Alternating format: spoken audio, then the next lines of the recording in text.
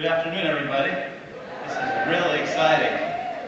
I want to first thank Daniel. I've never met Daniel, but I know this is his big event, and without his approval, I wouldn't be up here. And obviously, thanks Stan, who's been a tremendous support to me, and everyone else on the planning committee. There's a lot of wonderful people here that could be up here speaking, and I feel really fortunate that I'm one of the few that has this opportunity today. 2 years ago, I attended my first major event with Enagic, and it was right here in this room. And I was pretty new to the organization. And since that time, obviously some of you know that I'm on the DVD that Stan was referring to. Since that time, I've given many talks at different locations around the country and in Canada, and a lot of questions have come up, as Dr. Pilser was talking about. So here I was answering these questions. And as a result of those questions, that was one of the stimuli to write the book. And so I really am proud of the contents of the book. We had a second edition that was just printed a few weeks ago, and that's what you've all been given a copy of, and that's what Stan has available. I'm really happy with the way this turned out. It was really a pleasure to talk to some of you today and hear some of the stories of your prospects who have read the book, and it's helped open doors that were shut.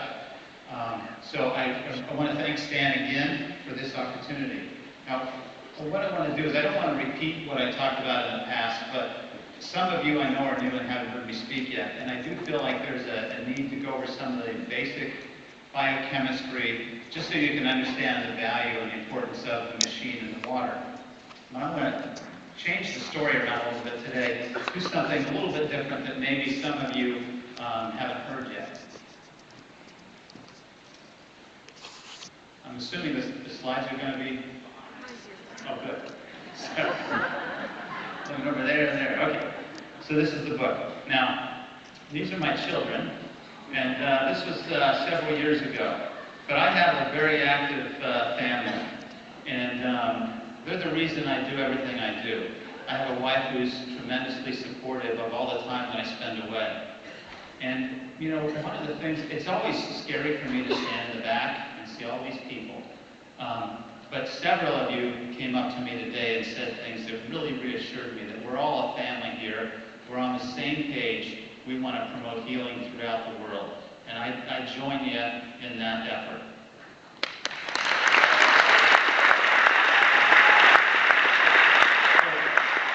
My children, my oldest son on the right there was a two-time first-team All-Ohio football player, wide receiver, and the son in the middle was a pole vaulting champion locally.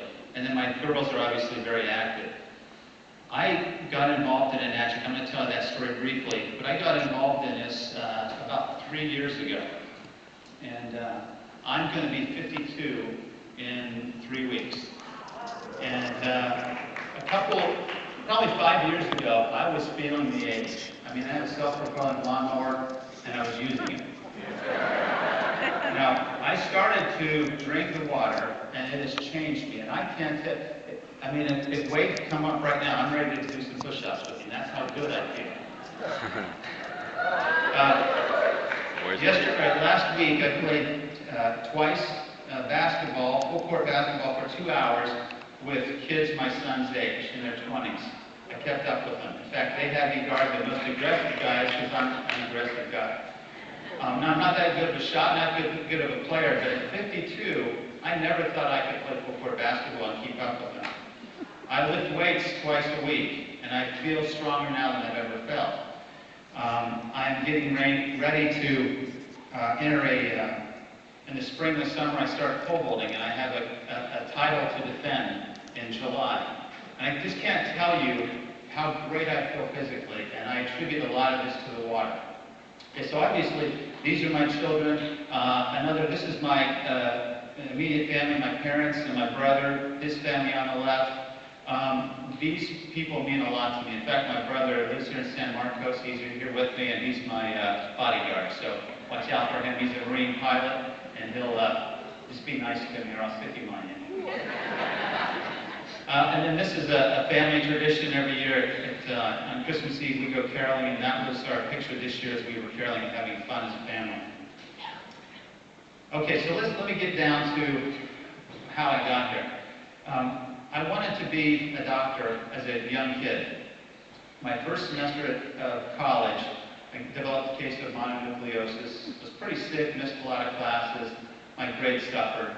At the end of that first year, the pre-med advisor said, I don't think you're going to have the grades to get into medical school. You need to think about doing something different.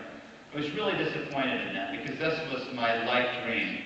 But I thought he knew what he was doing, and one of the major mistakes in my life was listening to somebody else's opinion on what I should do with my life. So I listened.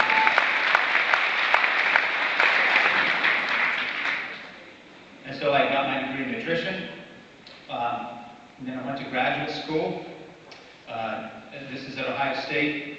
Did my PhD coursework there. Worked in the laboratory, was a lab technician, helped fellow students get their degrees. And this was 8 years later. I'm accepted into medical school, completed the coursework, but hadn't finished the research. A lot of hurdles, long story. I decided I had this opportunity to go to medical school. I had to pursue it. After 8 years, I didn't quite reach that goal. But it's taken me on a path that I'm very happy with at this point in my life. So I went to medical school at Ohio State. And I'm really happy. There's, I would guess, probably a half dozen medical doctors like me in the audience, and I think that's phenomenal. And it's really nice to know that you're out there because we're kindred spirits, and I know that you can identify with some of the experiences that you had in medical school because allopathic doctors are the standard American doctor. And we go to schools like Harvard and Ohio State and Loma Linda and all these other medical institutions. And we're trained to diagnose disease, and then we're trained to manage it with medications or procedures. And really what medical doctors are, at many times, are managing chronic disease, and there's not a lot of effort or energy put into reversing or preventing disease. So after I completed all my training, I was finally grown up. At the age of 40, I had my first job. Took this job at Trinity Hospital in Northeast Ohio, rural Appalachian area. Let me tell you about two patients that I recently took care of because in addition to my medical practice, I also take care of people in the hospital. So these are two recent patients I took care of. 56-year-old woman, 550 pounds. She was on her way to the doctor's office when she tripped and fell and hurt her knee, and she couldn't get up. Didn't know what to do with her, so they brought her to the emergency room. Nothing's broken, but she couldn't walk. They found that she had a urinary infection. Normally we'd send you home, but here's a person that can't walk, can't go home. What are we going to do with her? Well, I was on call, so they called me up and said, you need to admit her to the hospital. So we had her in the hospital for 4 days. Guess how much that cost us? Okay, now, we were not really doing much for her, okay, but we had to. Here's her medical history. Here's her social history. She had breast cancer. She had the radiation burns that Dr. Pilzer was talking about. She had, when I walked in the room to see her one day, and she's a diabetic, on her tray, she had a Snickers bar and a Mountain Dew can of pop. When she rolled over, she would need help moving her abdominal panel. She was that big. You could smell her from the doorway. These are her list of medications. And there's the beloved Coumadin that every physician absolutely hates and is scared of because of the disasters that can follow it. The monthly retail cost of these medications, almost $2,000. This adds up to $22,000 a year to manage chronic medical conditions that a poor lifestyle have invited. Okay, that's modern healthcare. Another patient I took care of, this was his leg after he was improved. 67-year-old male who went to the hospital because he couldn't breathe and he couldn't walk. 445 pounds when he was admitted, and when he was discharged, 8 days later, he had lost 50 pounds of fluid. Okay, we call this diuresis. We got the fluid off of the system. Here's his medical history. Here's his surgical history. Here's his medication list. Now, what do you think about healthcare in America? I mean, when I see this, this is why I do what I do, because I can't stand for this. This is not helping people heal.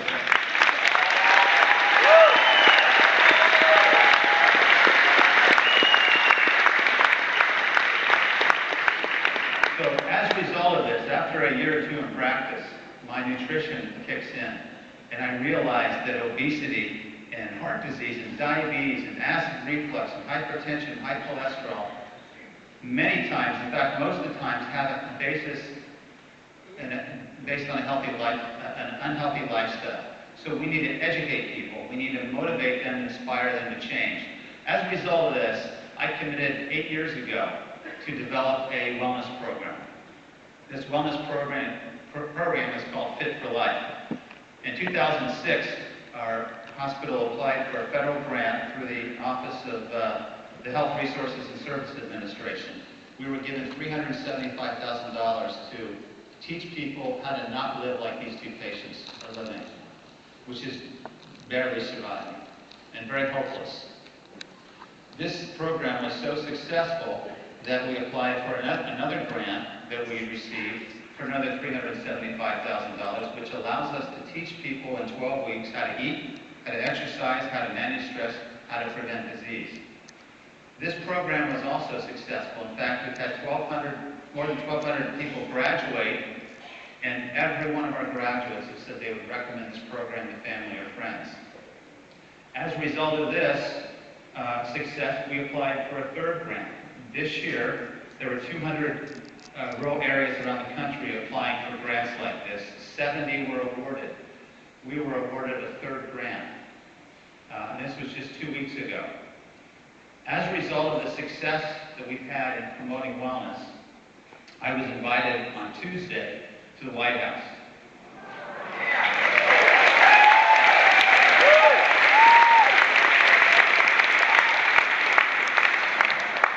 The President had appointed a committee a year ago on the Rural Council on Improving Health in Rural America.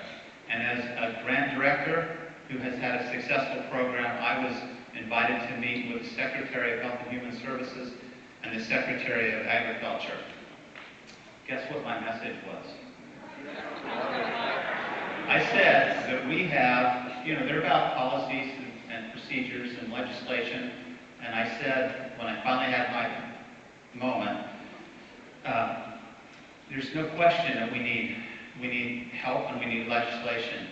But I can tell you, and speak on behalf of my patients and my community, that there's much more to health in America than what we're doing here in Washington. I didn't say it quite that way. But I said there's a poverty of thought, there's a poverty of belief in themselves, there's a poverty of hope, there's a poverty in education and understanding health and wellness. And that's what our program is designed to do.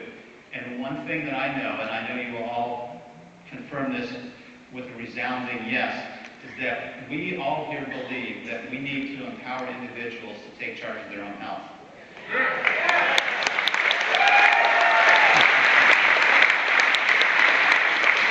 We need to show them, we need to model to them, we need to educate, inspire, motivate, and help people change, not externally, but from within. And that's what we're doing here, isn't it? We're helping people heal from within by drinking the best water on the planet.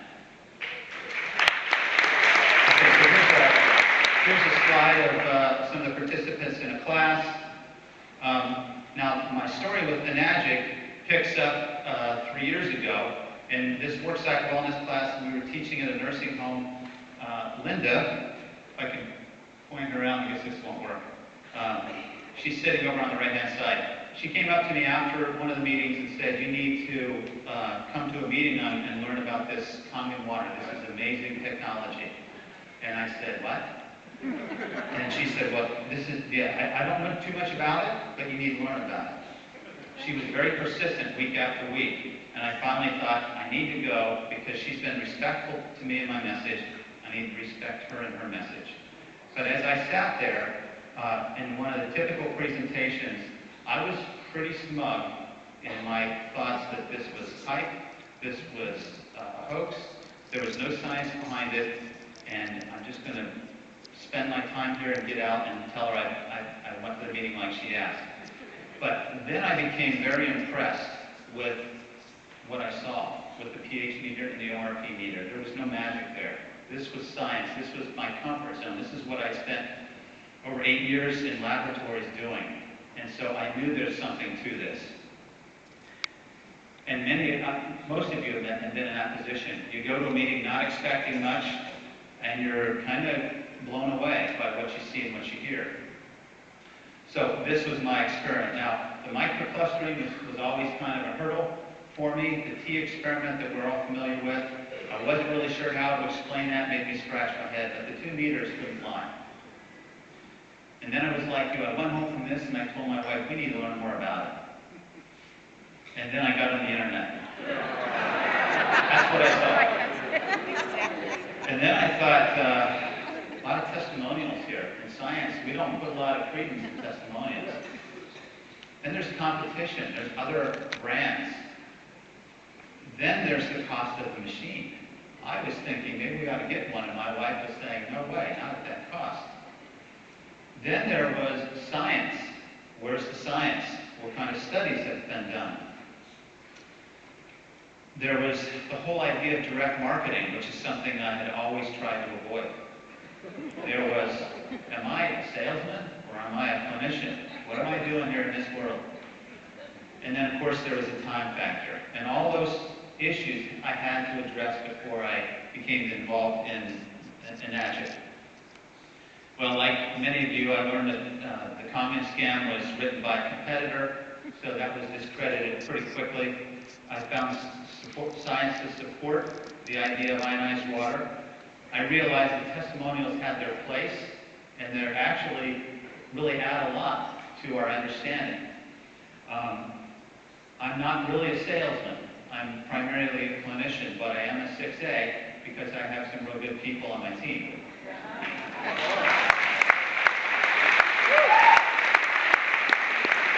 I have no problem with direct marketing because I think it's the best way to market a product. So I got through the hurdle.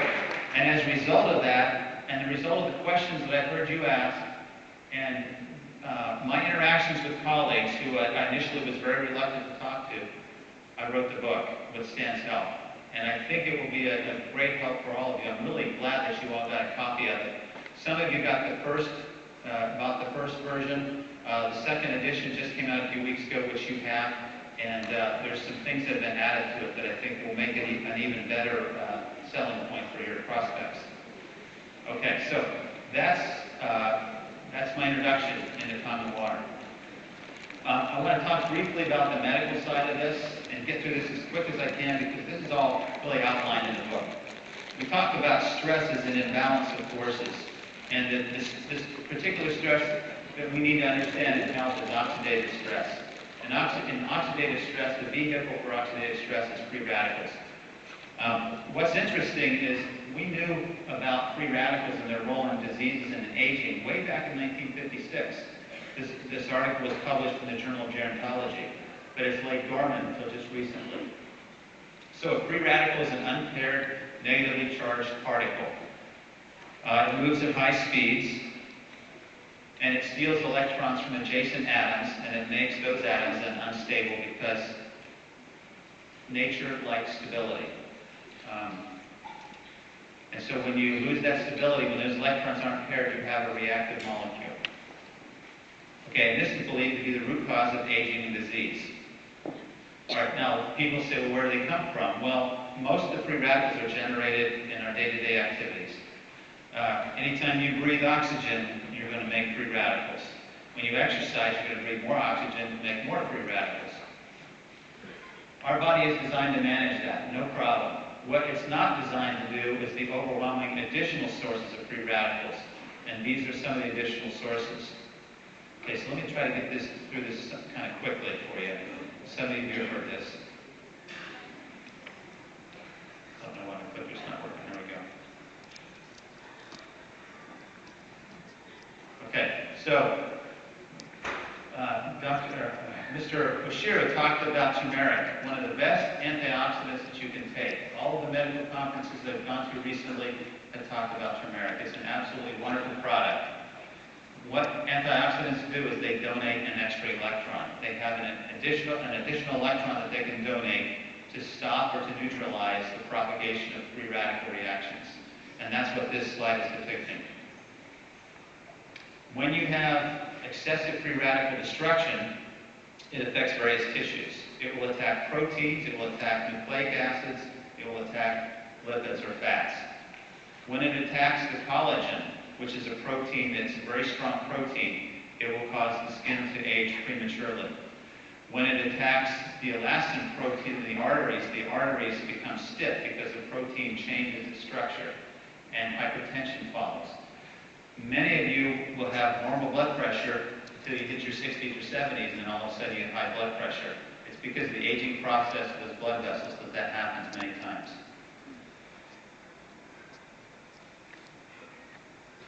When you damage the lining of the arteries and you lay down atherosclerotic plaque, and it becomes oxidized through oxygen and hydrogen peroxide, you develop atherosclerotic plaque, hardening of the arteries. And then finally, if it damages or attacks the DNA, then it can cause injury to the DNA and the RNA that our body will repair. Every now and then it doesn't repair efficiently, and that's the beginning stage of cancer or a growth. So as I said, nature, or in my belief system, this was God, already provided a way to protect us against the typical free radicals that we would be exposed to throughout our lifetime. And that protection comes from the foods we eat. A plant-based diet, which is Dr. Shinya's diet, is the diet that we should all strive to follow. Make that 85% of what you eat at a minimum. We really need to get back to fruits and vegetables, nuts and grains and whole seeds, and we need to eat them in the raw form as much as we possibly can. If any of you have heard Shannon Stratton or Wade Lightheart talk, you know that they really pound this message very strongly. This is just a nice slide that shows you the oxygen radical absorbance capacity of many of these foods. Okay, so if you look, you can see the numbers. These have very high antioxidant potential, and if you kind of group these together, you'll see that the berry family and the bean families are some of the most healthy foods that you can eat because they're rich in antioxidants. When you put these foods in a microwave, or when you heat them, you destroy to varying degrees the antioxidants that are there. The minerals and the vitamins remain that you remove or you neutralize those free from those antioxidants.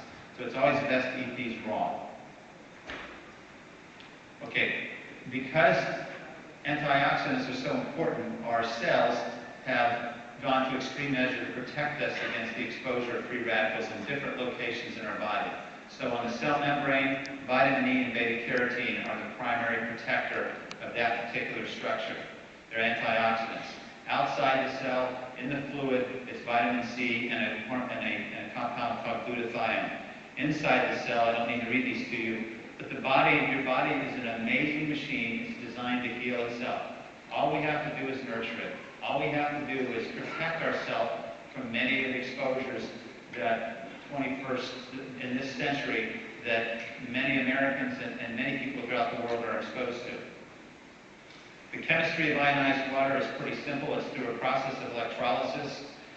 We put two probes in water with a semi-permeable membrane. We apply current, and the electrons split off of hydrogen, the hydrogen in water, so water actually splits.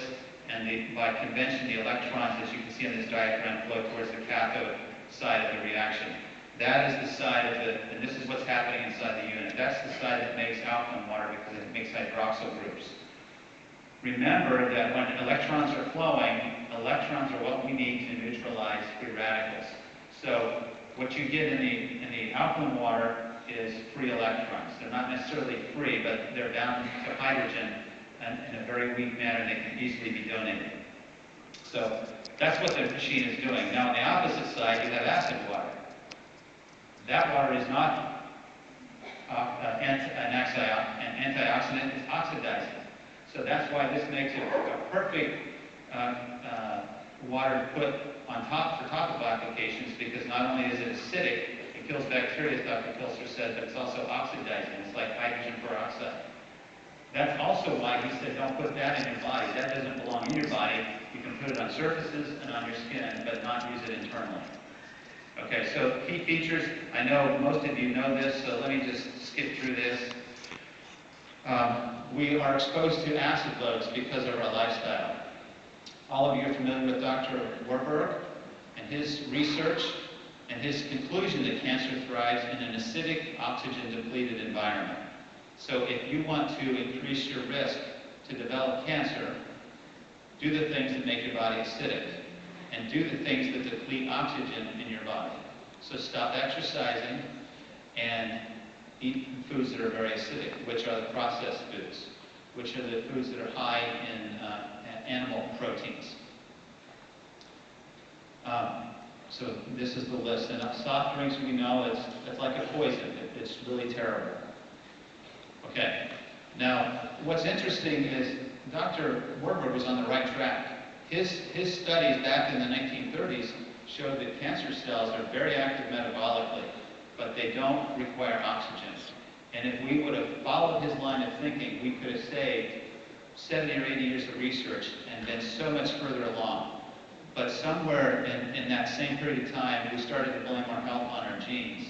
We got off on a tangent here because our health is not dictated so much by our genes as by the environment that we put ourselves in, both physically and internally.